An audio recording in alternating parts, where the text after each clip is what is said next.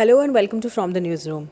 Today we are talking about Larsen Toubro, India's largest engineering and construction conglomerate, and its road plan to prep up the two subsidiaries, L&T Infotech and L&T Technology Services, for an IPO in June 2016.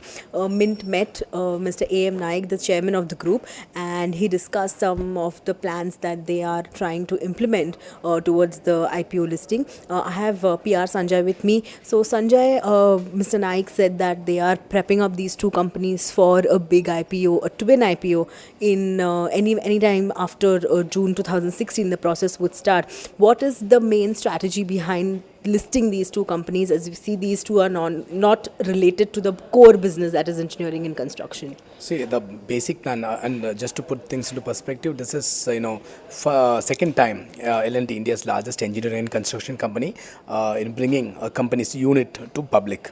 That's one. And second thing is, they have made a plan where, a company which reaches size of 1 billion, they will take to the market. But in this case, in the case of Infotech and in the case of technology engineering services, they are complementing the existing, parents' business, and it is offering a kind of a cushion. But now they are thinking that there's more value to it, and they can actually attract more talent by, giving an IPO. Now, if you remember, in 80s and, later part of 80s and early part of 90s, they've got a lot of attrition. So this one smart thing what L&T devised was to give stock options and like an IT model with like an IT companies. So in this case, they have reached to a certain level, and they will now take these companies to go public. So you should also remember that from next the next quarter onwards, they're going to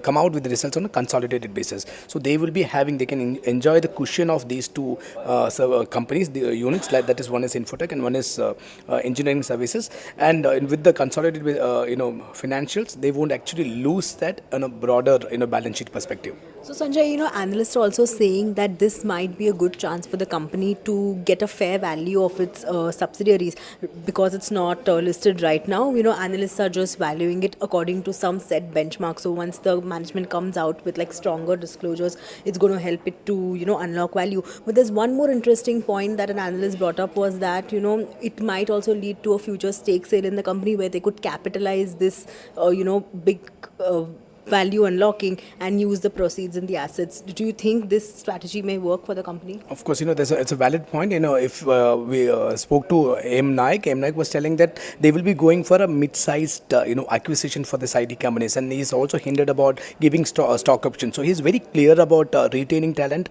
and attracting fresh talent, and going for acquisitions in the case of mid-sized acquisition in the case of IT. Even in technology, he would want to model his company to the levels of Infotech or a Quest. So which would mean his plans are quite aggressive. So in future, one won't be surprised to see that kind of stake sale. And if you could see, then we have already created the Amara port, and the Amara has been sold off. So L&T is known for this building companies and cashing the opportunities. Thank you, Sanjay. To know more about the plans that L&T is using for its preparation towards the IPOs, please visit www.lifeman.com.